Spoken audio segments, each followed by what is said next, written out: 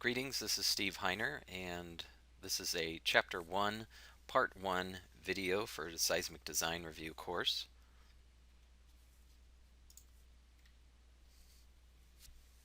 And this chapter in particular, and also Chapter 2 to a certain extent, is not on, there's nothing on it that's specifically on the test plan, so I like to cover this in a separate video so we don't need to waste time either in the live seminars, live webinars, or on-demand webinars. And you'll notice up here when you see content shown in kind of a mustard orange color, that's stuff that is not on the test plan, but it's good background information, I think, overall for the course, so I like to go over it. This first slide shows up in the workbook on page 1-1, so that's part 1, page 1. And there's some things listed here, things like epicentral distance. That's from an observing station where maybe instruments are measuring a particular earthquake. Here we've got the dip angle of the fault that ruptures and the fault plane. The hypocenter is essentially the location of the earthquake underneath the Earth's surface. The epicenter is directly above on the Earth's surface, and the focal depth is the distance from the surface where the epicenter occurs to the hypocenter. There's different fault types. You can see from figure 1.2 rather. It's important to note here that on the upper left-hand box we have the fault designated. It has a dip angle associated here. There's a hanging wall which is above the fault plane and a footwall which is below the fault plane. A left lateral or strike slip fault is where you see predominantly horizontal motion, horizontal movement along the fault plane. A normal fault or dip slip fault is where the hanging wall moves downward relative to the footwall. And a reverse fault is the reverse of a normal fault. That's where the hanging wall moves upward relative to the footwall. And these next slides show you some demonstrations. These are GIF files from the USGS, and you can see here a strike slip fault, left lateral movement, the fault plane, generally in this case showing almost a 90-degree dip angle, so vertical cut through the Earth's surface, and what you see is left lateral movement. Now it makes no difference which side of the fault you happen to be on. The relative movement on a left lateral fault will always seem like the opposite side, objects on the opposite side of the fault are moving to your left, relatively speaking. A right lateral fault would be just the opposite. If you were on this near side of the fault plane and there was a rupture, objects on the opposite side are going to appear to move to your right. A normal fault, here you see a dip angle that other than 90 degrees, we've got maybe a 45-degree angle dip angle there. A normal fault, as I mentioned before, that's where the hanging wall, that portion that's above the fault plane, moves downward relative to the footwall. A reverse fault would be the opposite of that. Hanging wall moves upward relative to the footwall. So normal and reverse faults are predominantly vertical motions. Strike slip, left lateral, right lateral are horizontal movements. A thrust fault is a reverse fault with a much shallower dip angle. So instead of 45 degrees, it might be more like 30 or 25 degrees.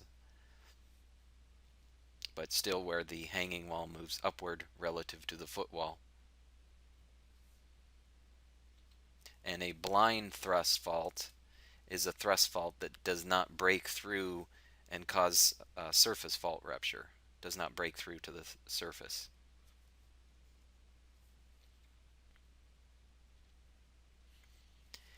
And most faults have a vertical and a lateral movement associated with them. The San Andreas fault is a right lateral fault. Most of the movement is strike slip, but I believe there is some vertical movement that goes on as well.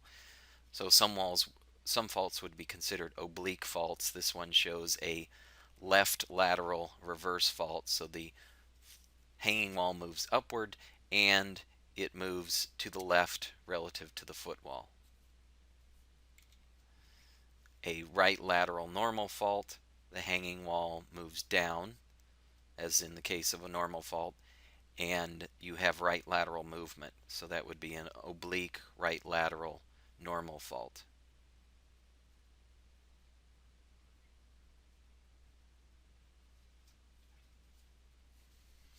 Now this is a photograph from the 1906 San Francisco earthquake.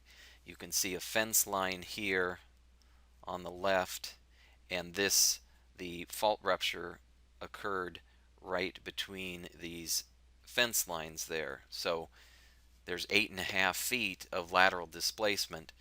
The question here would be, this fault demonstrates which right lateral fault or left lateral fault? So initially the fences were aligned there, or possibly they could have been aligned on the other side, but relatively speaking, the movement on the opposite side, the other side of the fault rupture, was to the right. So that would be right lateral fault, which I had mentioned. The San Andreas is a right lateral fault. This also demonstrates a strike slip right lateral movement right through the fault rupture here. As far as the seismic waves, there's several different types of seismic waves. The first type is compression, or P standing for primary waves. These are the fastest waves. They compress and expand the material as they pass through the ground. They're known as compressional waves. And they tend to be short period high frequency waves, noted here, generally felt by humans as a bang or a thump. It's the first wave that generally arrives if you experience an earthquake and you're, say, 50 miles from the epicenter. The P waves are going to be the first ones arriving, so you may actually hear them, or they may seem like they impact the building with a bang or a thump. And then there's a little bit of time lag before the shear waves, or secondary waves known as S waves, arrive. The shaking for them is up and down, back and forth, both vertical and horizontal acceleration perpendicular to the direction that it's traveling. And as I mentioned, these are known as shear waves. These are the type of seismic waves that generally cause the most damage in an earthquake. They're higher acceleration, ground acceleration, cause the greatest amount of shaking, generally. There's also surface waves.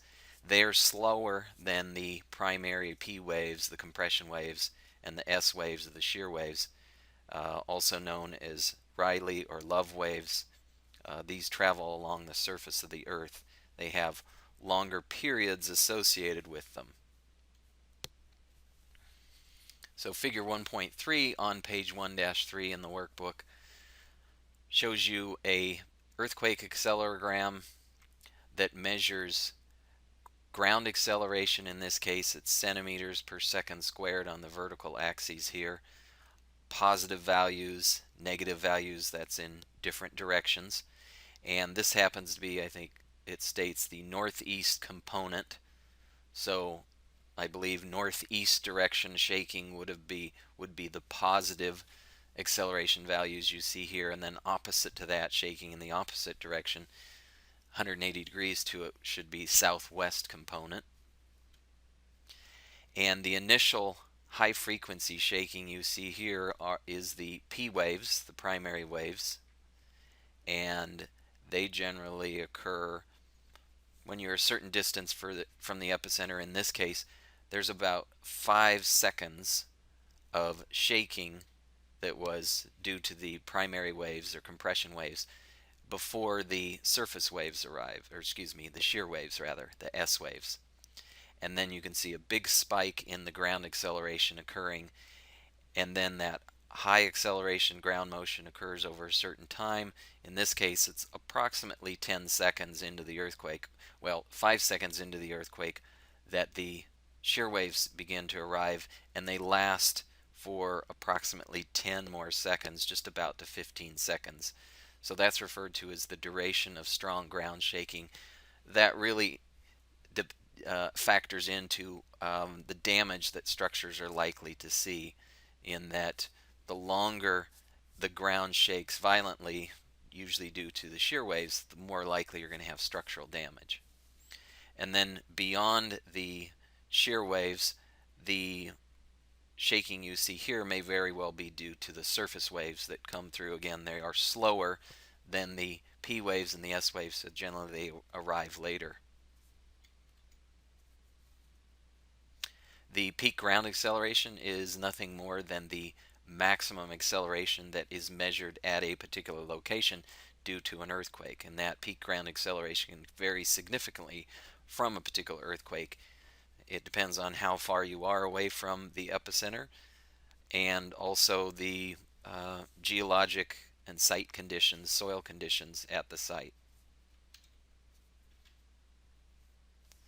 On page 1-4, on the topic of earthquake damage, earthquakes can cause damage by several ways. The main one that we're focusing on in this course is inertial forces generated by severe ground shaking. It's the ground shaking underneath the structure that causes the structures to move, generating inertial forces that need to be resisted by the structure themselves. You can also have changes in the physical properties of the foundation soils, consolidation, settling, liquefaction. Liquefaction is a big term that will be discussed in the course, and it frequently shows up on the exam as a question, 1 or 2 questions on liquefaction, so it's important that we know about that. That will be discussed in a separate chapter. Direct fault displacement at the site of the structure. If you happen to have a structure that was straddling an earthquake fault and the fault ruptures, generally it's going to rip that structure in two. There's not much you can do as far as designing that structure. When we design it for the inertial forces, but if you happen to be straddling an earthquake fault, there's not much really you can do to prevent damage to that structure. Landslides and other superficial movements that obviously can cause damage to structures. Seismically induced water waves, such as seismic sea waves or tsunamis, or fluid motions in reservoirs and lakes. Large-scale tectonic change in ground elevation, and earthquake-induced fires. Many of you may be aware that the 1906 San Francisco earthquake caused a significant amount of damage to masonry structures. Wood structures weren't hit quite as hard, but when fires were started in the city, San Francisco, because water mains were ruptured and firefighters didn't have access to water to fight the fires, the wood structures burned. So you can have, I think there was at least as much damage due to the fire as the earthquake itself. On the topic of earthquake strength, that we refer to as the magnitude. The size of an earthquake is given by its magnitude, M, oftentimes referred to as the Richter magnitude, but that's often a incorrect reference. The Richter magnitude is a particular way of measuring the magnitude, but there's lots of different methods that seismologists use to measure the magnitude depending on the size or the strength of the earthquake itself. On this scale, the Richter magnitude, it's a logarithmic scale. The amplitude of the shaking goes up by a factor of 10 for each whole number increase in magnitude. So that is the measured amplitude of the shaking. It's not really the size of the earthquake itself. The oftentimes, and it's noted in the workbook, that the actual energy release of between a 7.0 and a 6.0 earthquake, the energy release is 32 times greater for a whole number magnitude increase. So that means a 7.0 earthquake releases 32 times more energy than a 6.0 earthquake. So you would need 32 6.0 earthquakes to theoretically release the same amount of energy that a single 7.0 earthquake would release. But as far as the amplitude measurement for the earthquake itself, that's a factor of 10, not a factor of 32. The moment magnitude, M sub W, that's a method of measuring earthquakes. It's the best fit for earthquakes above 6.0 magnitude, and it's a function of the rigidity of the fault times the average amount of fault slip times the amount of fault area that slipped. Table 1.1 shows you just how the USGS categorizes earthquake magnitudes versus a descriptor in terms of, let's say, a moderate earthquake would be a magnitude 5 to 5.9, but keep in mind that a 5.9 earthquake is very different than a 5.0 earthquake. It's much, much stronger. A 5.9 earthquake is closer to a 6.0 earthquake than it is a 5, but they use that range there. So a strong earthquake would be 6 to 6.9, major would be 7 to 7.9, and a great earthquake would be 8 or larger. Now, earthquake intensity is actually probably something that's easier to wrap your head around, because that is really what people feel when they experience an earthquake. You can't really associate a magnitude to what you're feeling, because it's very dependent on where that earthquake is coming from, how far you are from the epicenter, and how deep that earthquake is, the focal depth. But anybody could describe the intensity that they felt from a particular earthquake. Here, the intensity is given Roman numeral designations 1 through 12. And the intensity of an earthquake is based on the damage to structures, damage to the ground surface, and observed effects on people and other features. Table 1.2 provides an abbreviated modified Mercalli intensity scale, where it gives you just pretty much one or two word descriptor for that intensity number, describing the shaking versus damage. So let's look at a Roman numeral 7 modified Mercalli intensity. That would have very strong shaking, moderate damage to structures. A modified Mercalli intensity Roman numeral 8 would have severe shaking, moderate to heavy damage. 9 would be violent shaking, heavy damage, and then greater than 9, 10, 11, 12 would be extreme shaking, very heavy damage to structures. This figure 1.4 on page 1-6 in the workbook is a map from the Loma Prieta earthquake. You could think of it as a isoseismal map. It gives you contours of differentiation between what was considered a modified Mercalli intensity Roman numeral 8 versus 7 versus 6. The star with the two circles around it, that's the epicenter of the Loma Prieta earthquake. And as you would expect, the intensity is greater nearer the epicenter.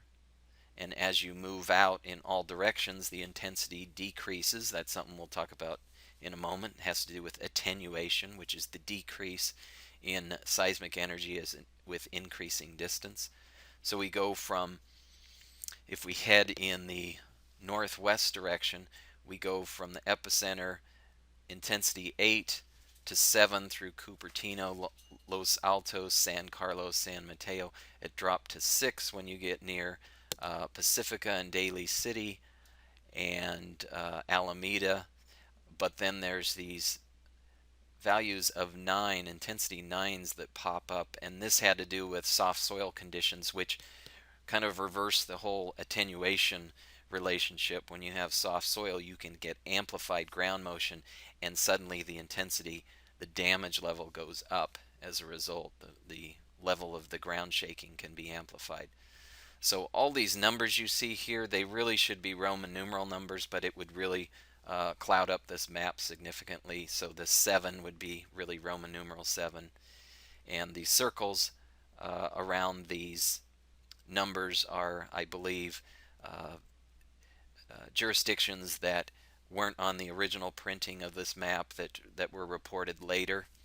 So that would be a second generation of the map where they listed those particular intensities. And then when you get out towards Livermore and Hayward, you're generally in the Roman numeral 6 intensity level. Attenuation, as I mentioned, is the decrease in seismic energy received at a site with increasing distance from the earthquake epicenter. Attenuation is caused by viscous properties of rocks and soils, scattering of energy, and irregularities and discontinuities in surface materials. The shorter period primary waves or compression waves and secondary or shear waves attenuate much faster than the longer period surface waves. So in a particular earthquake, the P and S waves generally will diminish faster as you're going out from the epicenter, but the surface waves tend to hang on longer. And you know, they can actually circle the surface of the earth several times, but oftentimes they're diminished significantly that many people might not even feel it, depending on the size of the earthquake. This figure 1.5 is the modified Mercalli intensity map comparison for 4 different earthquakes in the continental United States. It compares the San Francisco earthquake 1906 to the New Madrid earthquake 1811 and the 1886 Charleston earthquake. And what's interesting about this is those 3 earthquakes were pretty similar, I believe, in magnitude, but you can see that the intensity levels were spread out over a much larger area for the New Madrid earthquake and also the Charleston earthquake. So that's based on the geologic conditions for the eastern part of the United States versus the western part, California in particular, where unfortunately in California we have earthquakes more frequently, large earthquakes more frequently, but they don't affect huge areas as they might on the East Coast, where they have much less frequent earthquakes, but they can affect much larger areas as a result. And then we also see here the San Fernando earthquake 1971 and the intensity levels there. That was a significantly smaller earthquake than the 1906 San Francisco earthquake. So as is expected, the intensity levels would not spread out as far and be as large anyway. On page 1-8 in the workbook, the earthquake intensity, there's a table for approximate intensity, magnitude, and peak ground acceleration relationship. What you have to understand is the intensity that's listed here, Roman numeral 1, 2, 3, 4, 5, all the way through 12. The observed effects on the far right go with those intensities, and then what I've done is I've inserted approximate magnitude of the earthquake that would cause that. Now, what you have to keep in mind is that that is an intensity that would be associated with a magnitude earthquake, an intensity that would be close to that epicenter. If you have let's say a 4.0 earthquake very close to the epicenter, you would expect a intensity of 4 or 5, but as you go out 50, 100, 150 miles from that particular magnitude earthquake, that intensity should be dropping off to 3 or 2 or 1. Okay, so these magnitudes associate with the intensities when you're very close to the epicenter. And likewise, the peak ground accelerations you see here would be close to the epicenter as well, not hundreds of miles away. So that attenuation is what will decrease not only the intensity but also the peak ground acceleration that's related to it.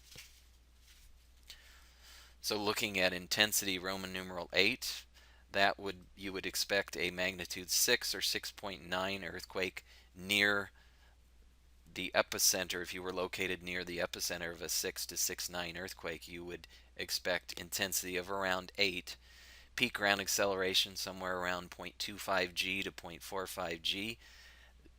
Damage slight in specially designed structures, considerable damage in ordinary substantial buildings with partial collapse.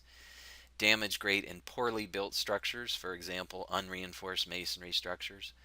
Fallen chimneys, particularly if they're unreinforced brick chimneys.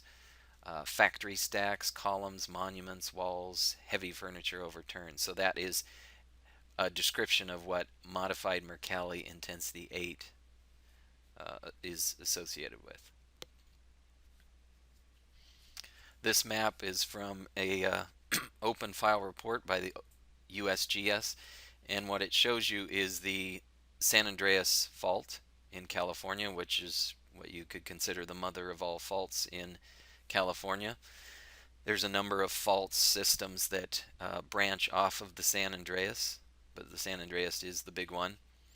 And the pink line represents the approximate length of the San Andreas Fault that ruptured in 1906, approximate magnitude 7.8. So you can see it covers a very large distance. And then down in the extreme southern California, near the Mojave Desert, there was an earthquake in 1680, estimated magnitude of 7.7, and that portion that ruptured of the San Andreas Fault. And then in 1857, magnitude 7.9 estimated. The green line represents the portion of the San Andreas that ruptured at that point. There is a portion in kind of the central section of the San Andreas that creeps, and creep means that you have kind of a continuous releasing of the strain energy that typically will build up along a fault. So the creeping segment has much more frequent smaller magnitude earthquakes to release that strain. You can see the 1906 earthquake. That was the last time that the northern portion of the San Andreas has ruptured to any significant extent. It's been a longer time period since the southern portions have ruptured. So that causes seismologists a significant concern for the southern segment of the San Andreas, because it's been building up strain energy since 1857 and 1680. So that's what they refer to as, when they're concerned about the big one, so to speak, occurring. They're concerned about the length of time between previous earthquakes and that amount of stored up energy that could be released by a large event. This slide also, I believe, by the USGS shows you a comparison of the fault rupture for the 1906 San Francisco earthquake. It ruptured from San Juan Bautista all the way up to Shelter Cove. And compare that to the Loma Prieta earthquake in 1989. Much smaller portion of the San Andreas that ruptured. I believe that was either a 6.9 or 7 range earthquake. So quite a bit smaller. The length of the fault rupture is going to help dictate the size of the earthquake, how powerful that earthquake is, both from magnitude and intensity that would be felt from it. Which brings up these last series of images. The image you see here on the left is from the 1989 Loma Prieta earthquake along the San Andreas Fault. You saw from the previous slide that it was a very short segment of the San Andreas Fault that ruptured, and you can see the intensity levels here by the orange, yellow, orange, red, indicating the as you get into orange and red, you're getting to the higher intensity, more damage from the earthquake shaking. The modified Mercalli intensity shaking you see listed here, again, that really should be Roman numerals, but they use these numbers here 1 through 10, but those would be Roman numeral 1 through 10, 11, 12. But in this case, I think they're just representing on a scale of 0 to 10 the level of shaking there, or the intensity of the shaking that would be associated with it.